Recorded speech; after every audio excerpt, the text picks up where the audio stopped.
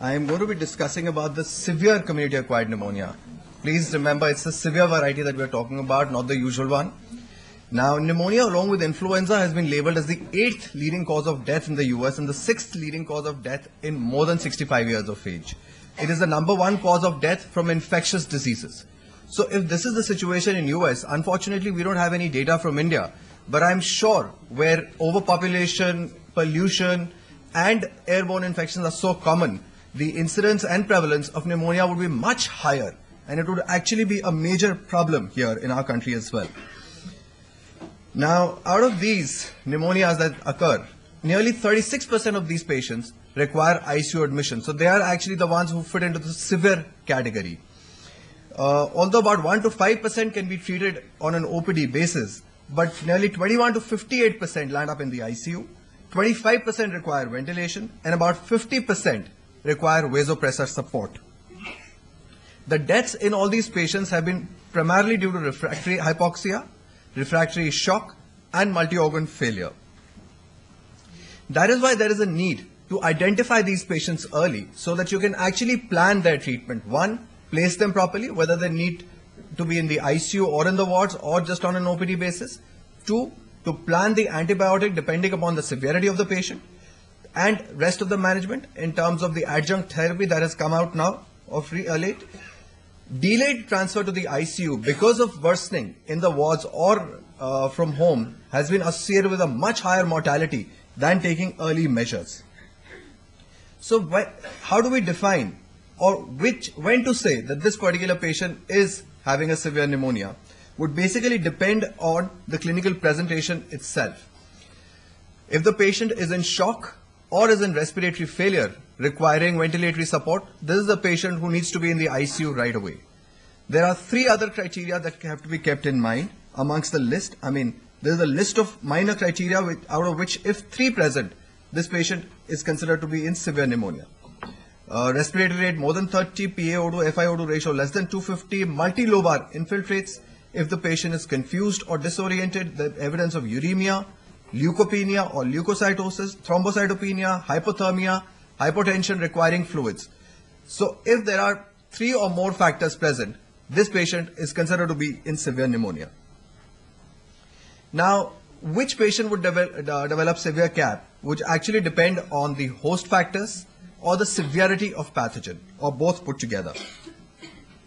Therefore, it is very important to assess the risk factors in the patient coming into the ER itself, rather than first admitting him in the ward and then having to shift him to the ICU as an afterthought. So we have various scoring systems which help us in ranking the patient according to the risk for developing a severe pneumonia. PSI, that is the Pneumonia Severity of Illness Scoring System, is a long-standing scoring system which takes 20 parameters into consideration. 3 about the demograph, 5 regarding the coexisting illnesses, 5 regarding the physical examination and finding, and 7 depending on the lab parameters. But this particular scoring system, 1 is very complex, 2 relies heavily on age, and 3 does not take into consideration COPD and diabetic patients, which are very common in our kind of society. Yet another scoring system, the curb 65, which talks about confusion, urea more than 0.7 or more than 40, respiratory rate more than 30, a blood pressure less than 90 systolic or less than 60, and age more than 65. So a person supposedly fulfilling this criteria is serious enough to be shifted to the ICU. But both these scoring systems actually just tell us about the low risk patients which can be managed on an OPD basis, not the risk of developing a severe pneumonia or the risk of progressing into severe pneumonia. Now there are certain risk factors that you have to keep in mind when assessing whether this patient requires an ICU care or not, besides the physical signs and the various parameters that we had checked initially. That is the patient alcoholic or not? If he is, then the relative risk of developing a severe pneumonia is to the tune of 9. Underlying asthma, age more than 70 years, smoking, COPD, immunosuppression, whether due to a cancer, HIV, AIDS, diabetes or a chronic kidney disease, dementia, seizures, CVA, CHF or a PPI use. So all these are the risk factors that we have to keep in mind, but this is from the Western literature. We have a couple of Indian studies also which have recently been published, one from Shimla and the other from Srinagar, where they have actually shown that age more than 50 years as compared to age more than 75 in the Western literature was associated with 67% of the times with a severe pneumonia. Then history of smoking, COPD, structural lung disease, diabetes, altered sensorium, chronic alcoholism, along with CVA and lymphomas and solid tumors. So these are the common risk factors that we have to keep in mind. Now, if we look at the microbiology, which is usually identified only in about 30 to 60% of the cases, but there is increased recognition in patients with CAP, because definitely when the patient is seriously ill, we subject all these patients to extensive testings and diagnostics. So here the microbiology, where commonly it has been identified as strep pneumoniae, H. influenza, Staph aureus, little bit of gram-negative bacilli, atypical agents. These are the common organisms that we think of when we talk about community-acquired pneumonia. But the most common organisms which have been implicated with lethality, that is associated with severe pneumonia, are virals, first of all, influenza, H1N1, SARS, Hunter pulmonary syndrome virus, then strep pneumoniae, which is usually the drug-resistant variety, Staph aureus, usually the community-acquired MRSA, Legionella pneumophilia. I don't know how many of us are even looking for Legionella antigen or Legionella serology, but Legionella has been associated with very severe pneumonias. And then Pseudomonas. Pseudomonas has specific risk factors. So not that every patient with a community-acquired pneumonia should be considered or given therapy for Pseudomonas. But we have to have the specific risk factors in mind, which are chronic or prolonged use of broad-spectrum antibiotics, bronchiectasis and other structural lung disease, malnutrition, HIV and immunosuppression. Now, even in the studies from the UK, we see strep pneumoniae, H. influenza, Legionella, Staph aureus as the most common, along with the viruses, which have been associated with high mortality and ICU care. But what about the Indian data? When we look at the Indian data, we see that the gram-negative bacteria here in our population are nearly to the tune of 43 to 68%, which is very high, which actually makes most of the guidelines that are available to us from the Western world completely redundant in our kind of population. The commonest pathogens were Pseudomonas, Staph, E. coli, Klebsiella. Even in the other study from Shimla, they found Klebsiella pneumonia, E. coli, gram-negative. And if you were to see collectively all 3 or 4 organisms put together, the prevalence is nearly 43 to 68%, which is quite high. Atypicals are also not behind. In one of the study from AIMS, they have reported atypicals to be there present in 35% of the cases of adults, which include the mycoplasma. There is another study going on, which Dr. Khilnani was sharing with me in the afternoon. They are finding a lot of chlamydia also in their study.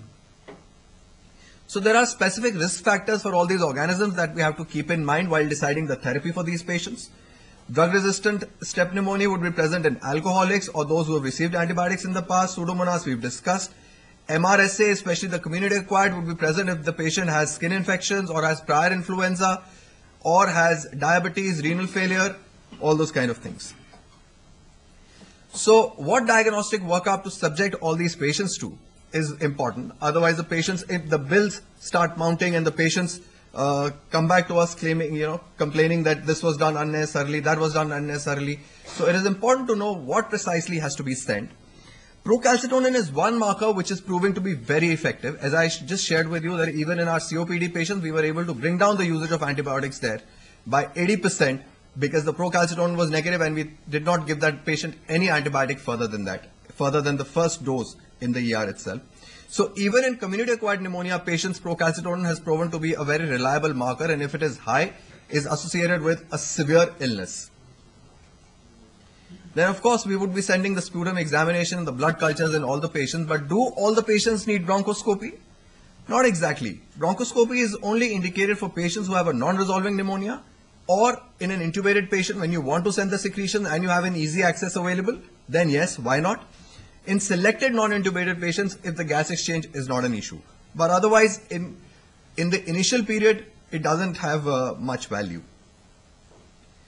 Then we have newer diagnostic modalities also available to us, looking for antigens in the sputum or in the urine by either fluorescent method, immunoelectrophoresis, ELISA, latex agglutination. Group A Streptococci and Legionella are being commonly screened. I think it is mandatory for us now to develop a protocol to have these two antigens along with a mycoplasma and a Legionella serology sent for all our patients. That is the only way we will get to know that what is the true picture in the society today in our country. We also have PCR tests available to us for the influenza virus and the respiratory syncytial virus as well as the mycoplasma pneumoniae. I'm not sure how many of us are really doing it on a regular basis, but for H1N1 and influenza, yes, we are doing it regularly. Then there are certain indicators on the X-ray itself which will tell us what kind of pneumonia what kind of bugs we are dealing with. If it is a lobar pneumonia, then strep pneumonia and Klebsiella pneumonia would be common. Klebsiella pneumonia also shows that bulging fissure sign, if you remember. Then patchy, when you have a patchy X-ray, then you expect atypicals, viral and Legionella to be there. If it is an interstitial kind of pattern, then viral, PCP and Legionella. Cavitary would be there in anaerobes and Klebsiella. TB, of course, is something that we have to keep in the back of our mind. There are also cases of acute miliary pneumonias being misdiagnosed or rightly diagnosed for TB. Always there is a confusion. And large effusions usually occur when you have staph, anaerobes or Klebsiella. So what are the treatment options available to us? First of all, the antibiotics should be started in the emergency department itself, in the casualty itself. The first shot after sending all the samples should be given in the emergency room. We have enough data to suggest that appropriate initial antibiotics started within the first or the 2 hours of hospitalization have changed the course of the illness completely. Then presumptive therapy has to be based on the various risk factors after evaluating the patient. If there is no risk factors for Pseudomonas aeruginosa, then according to the ERS guidelines as well as the ATS guidelines, a non-anti-pseudomonal beta-lactam plus a macrolide or moxifloxacin or levofloxacin are the choice. And if there are risk factors for Pseudomonas, then anti-pseudomonal anti-pneumococcal beta-lactam plus cipro/levo with or without a macrolide, or the same beta-lactam plus azithromycin/levo/cipro plus aminoglycoside would be the choice. But are they true in our context as well? Do they fit into our context? Well, as far as the choice of beta-lactams in the non-pseudomonal group is concerned, they have referred to cefotaxime, ceftriaxone and ampicillin as preferable drugs. However, in our setup, where we have such high degree of prevalence of gram-negative bacteria to the tune of almost 60%, and amongst these, the E. coli, Klebsiella are known to be producing ESBL almost to the tune of 70 to 80% in India. There, these antibiotics would practically be redundant for us. So in that case scenario, ertapenem is one drug which would have good coverage for all these organisms, the multi-drug resistant ESBL producing gram-negative organisms. And as far as the anti-pseudomonal, anti-pneumococcal beta-lactams are concerned, we have stopped using ceftazidime now, practically because it has been known to induce ESBL producing organisms. So we are only left with cefepime, piptazo to some extent, and imipenem, meropenem, or the newer one, doripenem, which is available to us now. Now, as far as the fluoroquinolones are concerned, let us not forget that fluoroquinolone is one very good anti-TB drug also, which is available to us in the limited anti-TB armamentarium that we have with us. And TB is almost like rampant in our country, I would say. So when we are using fluoroquinolone, we are doing two harms. One, we may be actually, even if this patient is presenting with an acute pneumonia, acute tubercular pneumonia, we are actually giving him a temporary improvement by using fluoroquinolone and delaying the diagnosis. As a result, the infectivity of that patient is actually getting prolonged. And second thing is that we may actually increase fluoroquine resistant TB in our country. So in countries where tuberculosis is an endemic, fluoroquinolone is not recommended at all. And all the ATS and the European guidelines are from places where TB is not so common. And they very categorically say in places where TB is common, we should avoid using fluoroquinolones. So ultimately, as far as presumptive treatment in our unit at our hospital is concerned, if there is no risk factor for Pseudomonas, we prefer to use ertapenem and macrolides. And if there is a risk factor for Pseudomonas, one would use imipenem, meropenem along with macrolide or an aminoglycoside. When I say imipenem, meropenem, I actually mean one of the two. and it's always good to de-escalate it. Nobody can question you tomorrow that why did you start with heavy or the such broad spectrum coverage. What we do is we always start with a broad spectrum coverage, especially in patients presenting with a severe illness, and then de-escalate according to the culture reports available or according to the clinical situation of the patient 48 hours later.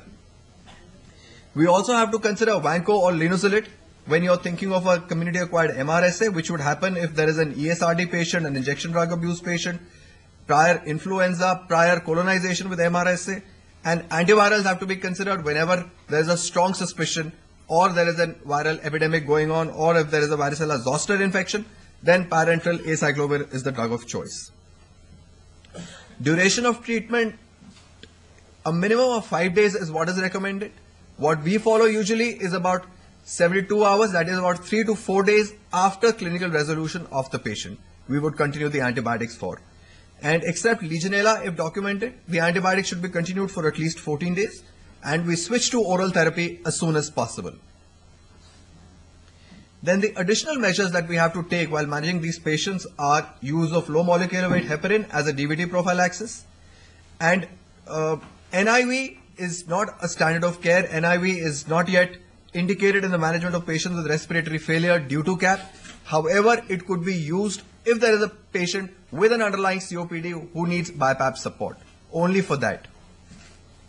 The treatment of severe sepsis and septic shock is confined to supportive measures, which I'll just discuss. Now, there has always been a possibility of using steroids because pneumonia is considered to be associated with very high cytokine levels. So there is definitely a rationale behind using steroids in patients with pneumonia. There are also 2 studies, one randomized controlled trial and one retrospective trial. In the RCT, they actually used 7 days of low-dose hydrocortisone infusion in 46 patients, and they found that there was a significant reduction in mortality and length of stay. And even in the retrospective trial, which was published in the European Respiratory Journal, even there they have actually shown that there was a significant reduction in mortality levels. But still, steroids are not considered as a standard of care, except if the patient has adrenal insufficiency, which is documented. So this is more in terms of the relative adrenal insufficiency that we encounter in patients with septic shock with community-acquired pneumonia. Therefore, effect of systemic steroid administration as immunomodulating agent in an immunocompetent host who has severe CAP can decrease mortality, but we need more studies. Then, of course, this goes without saying that we have to follow the lung protective strategy as far as ventilating these patients are concerned. There is this whole large ARDS net trial which is proven beyond doubt that whenever you encounter patients with pneumonia with ARDS, they have to be given a low tidal volume, high PEEP strategy. Then activated protein C, which is always a very controversial and a very debatable issue whether to use or not to use. But besides the Surviving Sepsis campaign, even the IDSA and the ATS CAP guidelines mention that rotagogen alpha could be used in patients, but within 24 hours of admission if there is a high risk of death with Apache 2 score more than 25 or multi-organ dysfunction happening.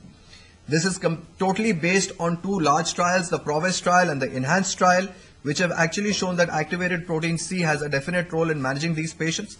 In both the trials, which were basically focused on patients with severe sepsis, lung infection was the primary site. Nearly 47 to 54% of the patients had a chest infection, a lung infection, and there was a definite decrease in a 28-day all-cause mortality from 30% to 24%. That is a relative, and in the community-acquired pneumonia subset population, there was an absolute reduction in mortality by 9% and a relative risk reduction by 28%. So the survival benefit was most pronounced in those with strep pneumonia and in patients with a high risk of death. There was no significant increase in bleeding as compared to the placebo or any other group for that matter. Now the poor prognostic factors, because despite all your standard of care, there would still be a subset of patients who would not survive all your therapy and your treatment. So the poor prognostic factors, would be an elderly patient with more than 65 years of age with coexisting diseases like diabetes, renal failure, heart failure, severely tachypneic patient, hypotensive, febrile, abnormal lab counts, rapidly progressive X-ray, and a strep pneumonia, Legionella or Staph aureus infection. In the Indian studies, what the prognostic factors they have mentioned refer to sepsis, diabetes, hypertension, more of the comorbid illnesses than anything else. So what is important is to watch for one, progression of the disease, how rapidly the disease is progressing before it goes out of hand completely. Second is when you have a multilobar lung disease. Third, need for vasopressors. Are we reducing it in time or not? And mechanical ventilation, whether it is improving or worsening. So these are 4 things that you need to monitor when you have a patient in the ICU.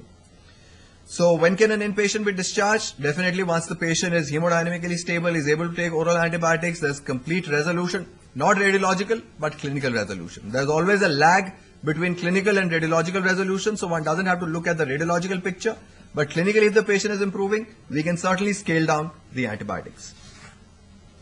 Preventive strategies are something that we have to keep in mind always, which includes hand hygiene in children, appropriate vaccination for influenza and pneumococcal, and of course, quit smoking campaigns. There is definitely a time going to come when we are, besides our WAP bundles and our nosocomial infection bundles, we are going to be implementing the CAP bundle as well. This is the proposed CAP bundle, which should actually include issues that should be including in the CAP bundle. This would allow us to identify patients at risk for worse clinical outcomes in which an early and appropriate intervention will likely improve the outcome. Thank you so much, ladies and gentlemen, for a patient hearing.